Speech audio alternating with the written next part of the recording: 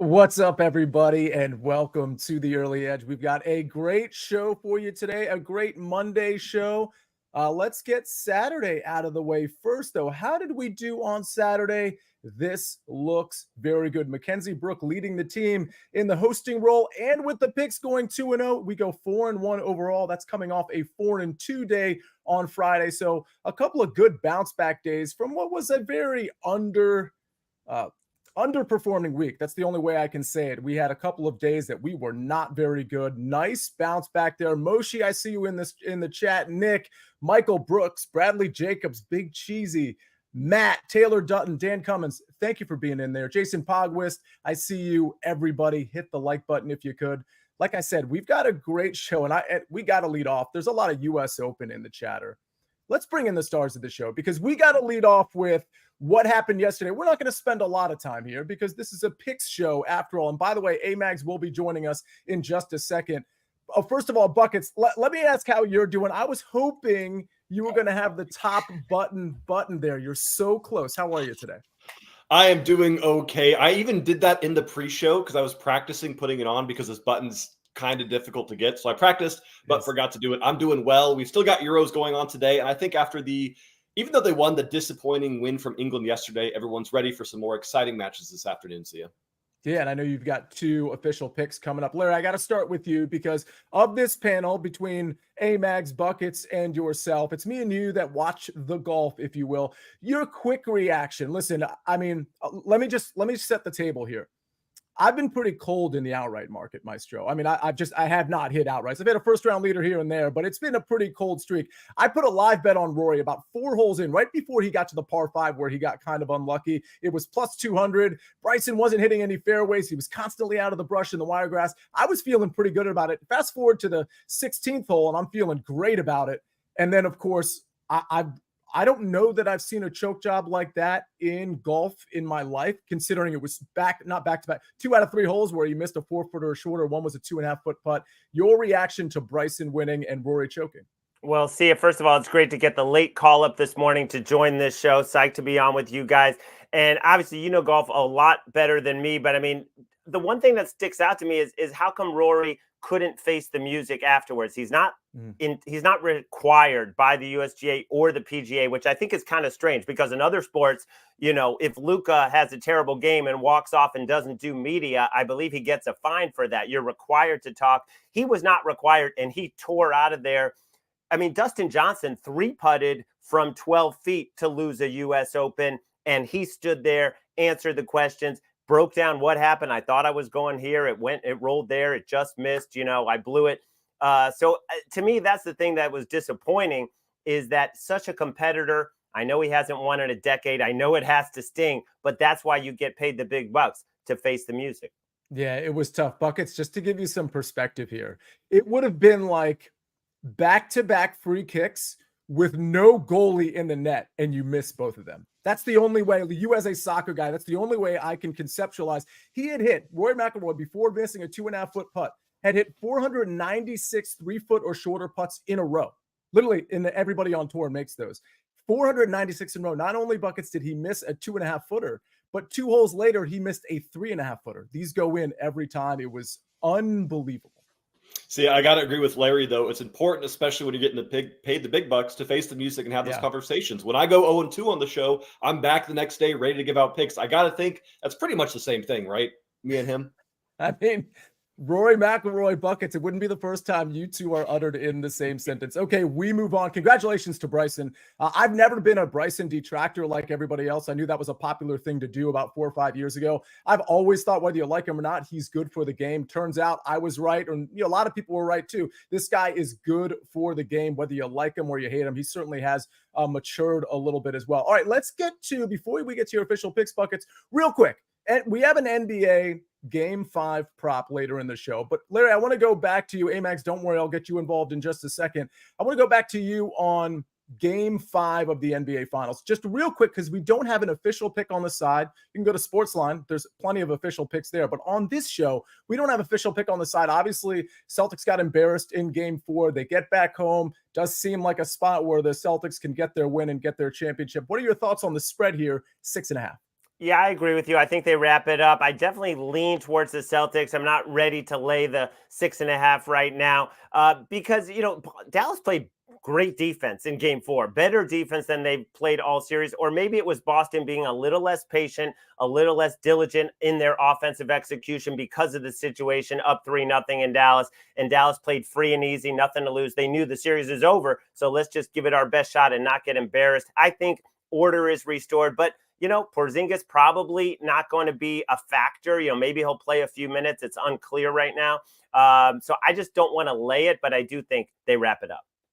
Yeah, I don't want to. If I was going to lay anything here, it would be the plus 6.5. I'm not endeared by this line at all. It's a no for me. All right, Buckets, before we get to your official pick, hey, Mags, I got to tell you, I was watching your Yankees last night. They were down 4-3. I believe it was the 7th inning. Bases loaded, nobody out. And not only that, a 3-0 count on Gleyber Torres. They get 0 runs across and end up getting blown out by the Red Sox. It's just one loss, not a big deal. 162-game season. Too many games, by the way. Your response to last night? Quick response is that it's just bad baseball. Yeah. Bases loaded, nobody out. You have to get 1 run at minimum. Honestly, in that spot, you should be able to get 2 runs at minimum. 2 sac flies. Every single baseball player in the MLB can hit a fly ball when they want to. So they should have been able to get at least 1. It was crazy not to.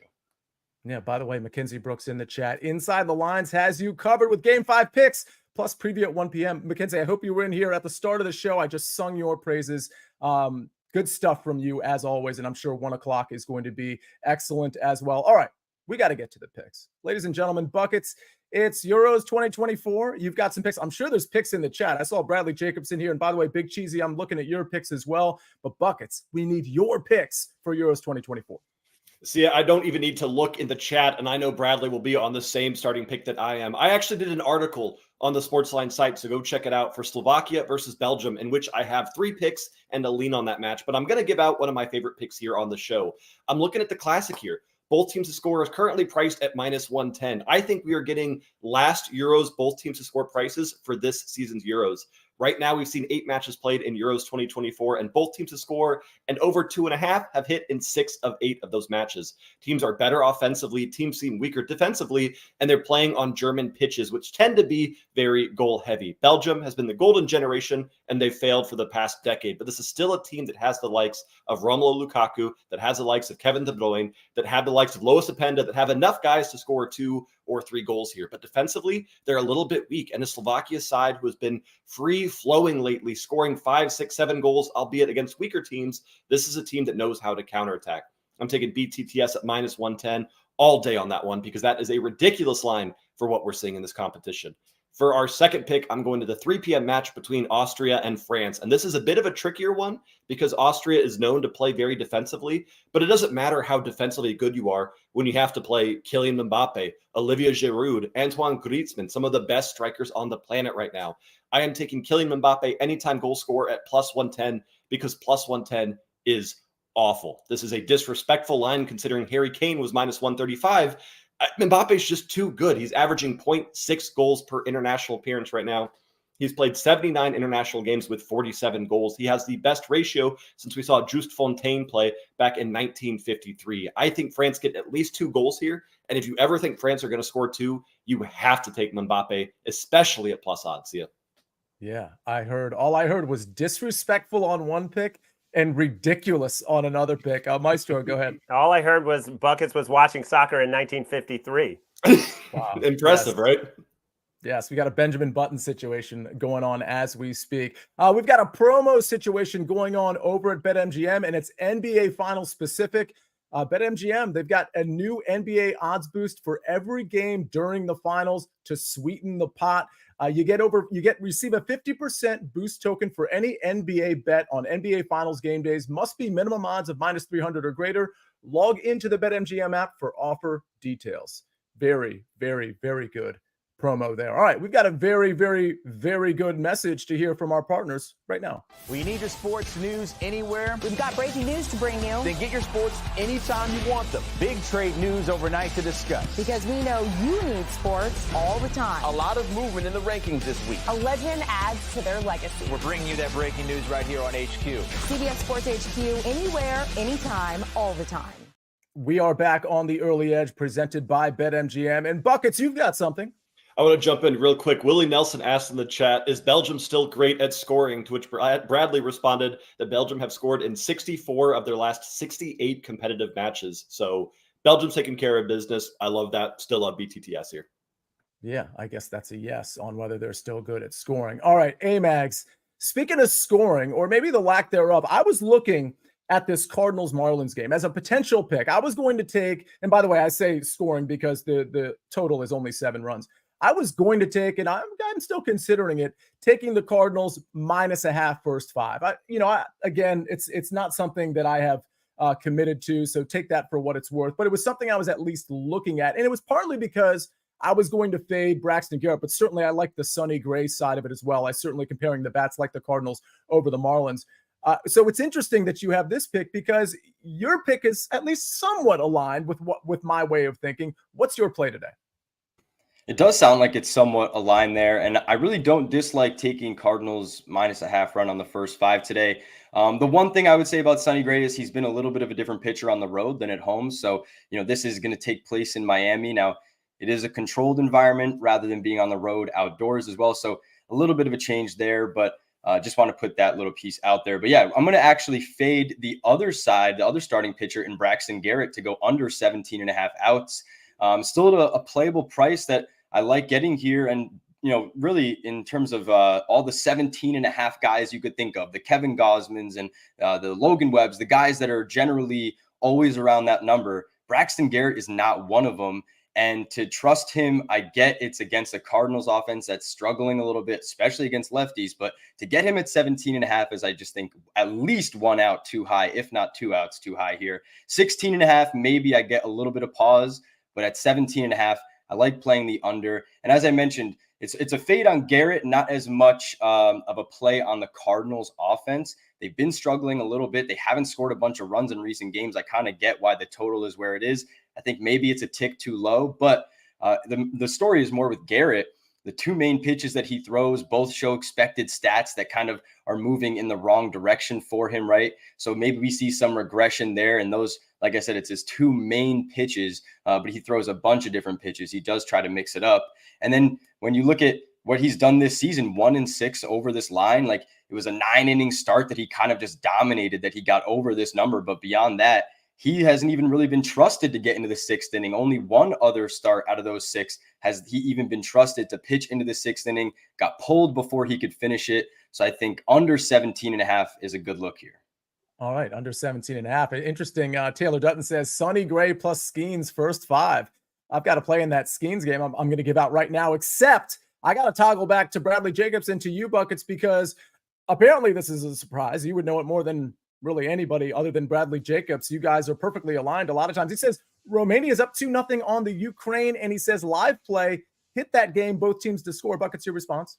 Yeah, absolutely. Pre-match, I had Ukraine winning this one 2-0. So the fact that they're currently down 2-0 is a little bit crazy, but it also just shows you that this whole Euro competition has been a goal frenzy. Romania to score over 1.5 was plus 290 in this game, and they've done it now with 30 minutes to spare. So have some fun with this one. I love Ukraine to get one back at least. I'm hoping it can be Dovnik.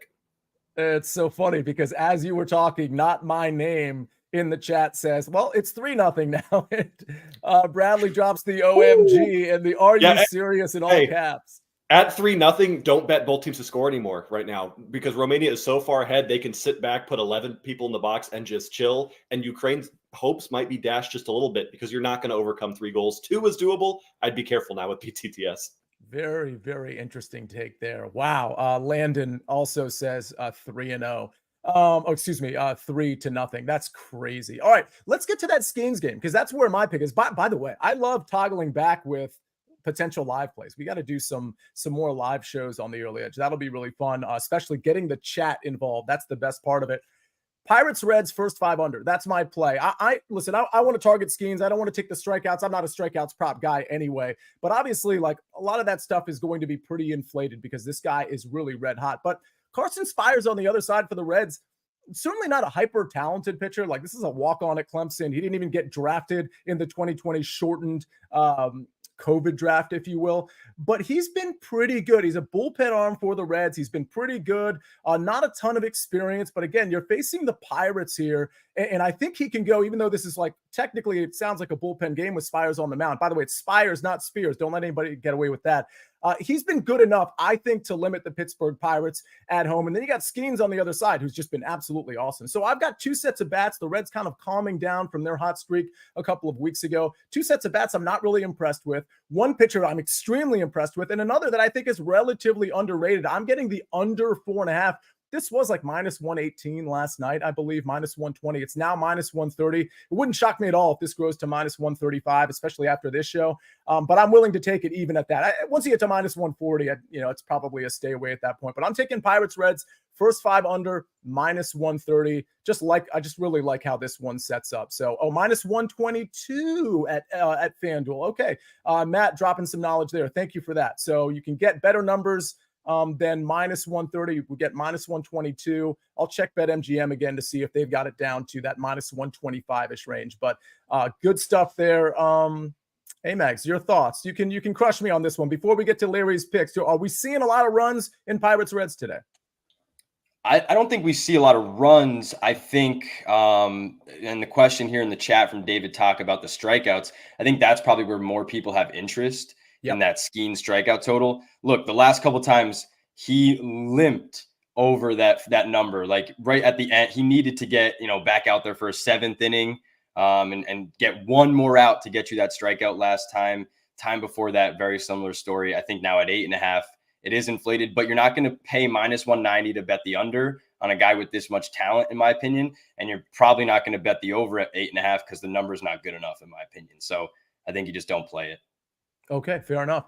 All right, Larry, we got to get to game 5 of the NBA Finals. This is interesting because you've got a prop on PJ Washington, but the normal prop on PJ Washington that a lot of people like to put out there is his points, but you're going a different direction. What is it?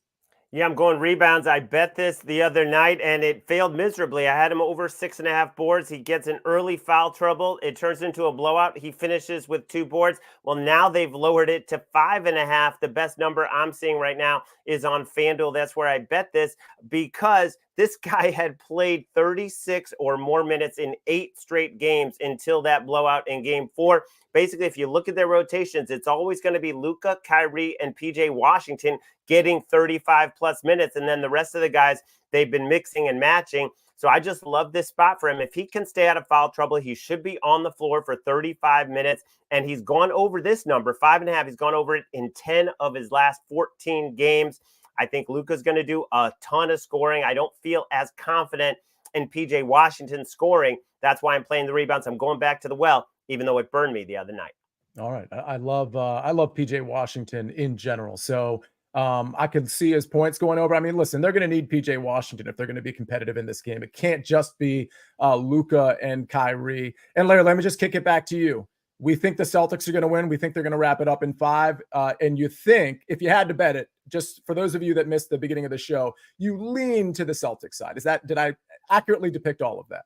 Yeah, I do lean. I think it's going to be a competitive game, but I think late they have a chance to pull away. And this is a team that usually lights it up from 3-point range, and especially at home. And they really haven't done that this series. Even in the first 3 wins, they did not shoot the way that they're capable of from 3-point range. And then, of course, in game 4, they didn't. So I think they still have that game in there where they could light it up from the outside. And in that case, they definitely will cover. David Talk says, Amags, we are Yankees fans. We Yankees fans think alike. Brilliant minds think alike. You're going to have to spell check that, David Talk. I'm reading comments, and there's like 3 words that are not the words I was supposed to read there. And you also say, see, I like your play. Wow, way to make up for it. Good job, David Talk. I did want to say something, though. Amags, you correct me if I'm wrong. You put all your plays out on SportsLine. You put some extra plays on Twitter. I know you hold that Twitter Spaces every Saturday right after the early edge. Everybody should be tuning into that, not just for the picks, but to like learn about how Amags mind works. But correct me if I'm wrong, but this young season, we're over a third away into it, but you're up over 14 units, correct? Yes, sir. Up over 14 units on the SportsLine website there. So hopefully, I know a lot of these names, we see them all the time. So I think a lot of them are members, but if you're not, use one of the promo codes, hop onto a membership. I think that both myself and prop stars, I know Larry had a nice winner last night on a prop there in Marcus Stroman, but we usually put out a lot of player props. So if that's something you like, then up 14, almost 15 units going on the season.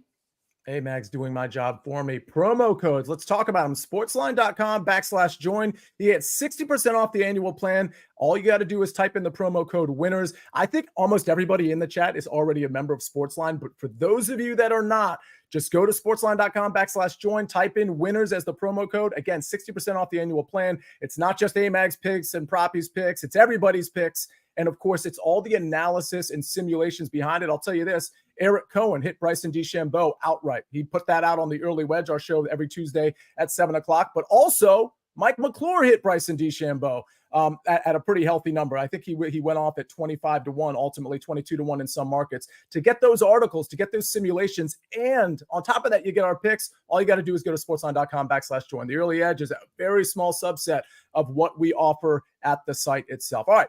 Buckets, before we get to the recap screen, anything in soccer we need to catch up on, any live plays, or are we out?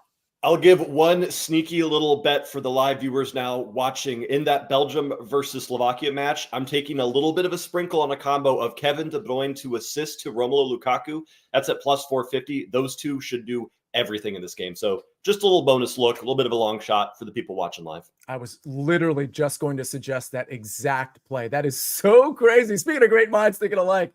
All right, let's see if we can get another great day like we had on Saturday and like we had on Friday. Buckets, he just snuck in a plus 450 live play, but he's also got Slovakia, Belgium, both teams to score minus 110, and Mbappe anytime goal scorer at plus 110. I've got Pirates Reds first 5 under at 4.5. I got this listed at minus 130, but I'm taking a look. This is like minus 125 in a lot of places as well. Thank you for the chat for bringing that to my attention. Don't pay the extra juice if you don't have to. Maestro, PJ Washington over 5.5 rebounds at minus 138, and Amags Braxton Garrett under 17.5 ounce at minus 125. A lot of live plays in the chat. I'm sorry, Big Cheesy and everybody else who had picks in there. Moshi says you're leaning Red Sox first 5 today. I know you put out picks on your Twitter and you've got an article doing that. Everybody in the chat that's capping, props to you, no pun intended, for putting your content out there and putting yourself out there like Bucket suggested. You can go 0-2 one day and you feel like you're going to get killed and you got to come back and give out picks. It's not an easy thing to do, but we do it every single day on the Early Edge. We'll see you tomorrow at 10 o'clock. We'll see you at 1 o'clock for Inside the Lines with Mackenzie Brooks. We've got so much content coming this week and every other week on behalf of Buckets, on behalf of the Maestro and Amags. And let's not forget, folks, Jake the Snake on the 1s and 2s and 9s and 10s. This is the Early Edge. I am the Counselor of Cash. We rest our case.